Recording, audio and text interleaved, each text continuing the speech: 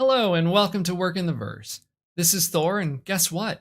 Meta came out with their promised headset from last year, the Meta Quest Pro. Here's what the tease looked like last year. That must be Angela, our head of VR devices. Hey, Angela. Hey, Mark. Is that what I think it is? I sure hope it is. All right, come on in. As you could guess, there were a lot of groans from the virtual reality community because the hype was that this was going to be the headset of 2021. So here we are a year later, and I had a couple of predictions. The makers of Pico would beat Meta to the market with the new headset, and that the cost of the Quest Pro would be $1,200 for the headset itself and $300 for the controllers that would also be compatible with the Quest 2. Okay, my predictions make me look smart, but I got lucky in connecting the dots. Now, I'm going to take a guess here that the Quest Pro isn't going to make splashes this year, and that the Meta team really doesn't want it to catch on with the mainstream consumer. Let's break it down, and we'll check in next year to see how I've done. Starting off, the easiest thing to look at the price of both the Quest 2 and Quest Pro. The Quest 2 price went up $100 earlier this summer, which is very unusual for technology. Combine this with the Quest Pro being almost 4 times more, you immediately make people pause. The pricing didn't surprise me, as Meta intentionally has been saying it would be significantly more. One of the first indicators it would be higher than double the price of the Quest 2 was when they discussed the possibility that the controllers would ship separately at a later date and they would be around $300. Pico said their headset would be $1,200, but they would be subsidizing the cost. When you look back at the rumors and how similar Pico and Meta's device would be, it wasn't too hard to see $1,500 being a realistic price point. This isn't an average consumer-friendly price. Moving beyond price, let's look at the specifications. On the surface, the improvements sound very impressive. It's 50% more powerful than the Quest 2. It has 37% more pixels than the Quest 2, and so on, but the delivery of the message doesn't reflect this. We're not seeing any image comparisons to truly get one excited about the possibilities of better hardware. I think this was intentional. The new Qualcomm chip isn't technically new, but rather the re-engineering of the current chip in the Quest 2, which is no small feat, but has a very short shelf life.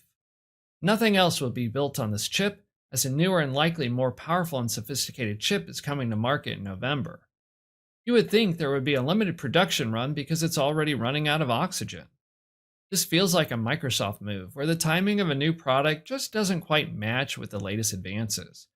Just check out the Surface Duo phones and Surface Studios, and you'll know what I'm talking about. Now let's look at Meta itself. They're a publicly held company that has shown growth since they announced their initial public offering back in 2012. Not so in 2022. Last year's name change and direction has not been received well. Their messaging at Connect this year seems to be focused for today's investor. They're messaging that their products are a progressive step forwards, and they're laying the foundation for next year. At least twice during the keynote, Mark and Angela Chang said that this was the first of many Quest Pro grade headsets to come. Mark even mentioned in his reveal about biometrics that he wasn't going to show the new headset, which clearly indicates that there are future headsets around the corner. Before my last and final observation, 2 more thoughts why the Quest Pro isn't going to make a splash this year. In the reveal, there wasn't anyone wearing glasses, and John Carmack was a bit guarded about the Quest Pro in his annual Carmack Unscripted event. I'm a glass wearer, so maybe I'm a bit biased here, but you would think this would be a big push, considering how many Quest 2 users wear glasses and today's challenges in the Quest 2. Carmack's take on the Meta Quest was complimentary but cautious. He was more concerned that developers might forget the majority of the market because they might focus on features not compatible with the Quest 2. And now, the number one reason why I don't think the Quest Pro will be a big splash is the reaction from some of our more passionate YouTube VR users. Time and time again, the reaction was neutral at best. Complimentary, yes, but listen to their comments about color pass-through that should have sent them over the top with the hype. And it's okay. And what was the thing that got most everyone excited? The way their avatars replicated their facial movements. Don't get me wrong, but one astute YouTuber said it like this: it's great for everyone else. I wanted to buy the Quest Pro. It was definitely on the list. Instead, I'm going to take a breather and see what happens. I think we'll look back that this was another missed opportunity for VR in 2022.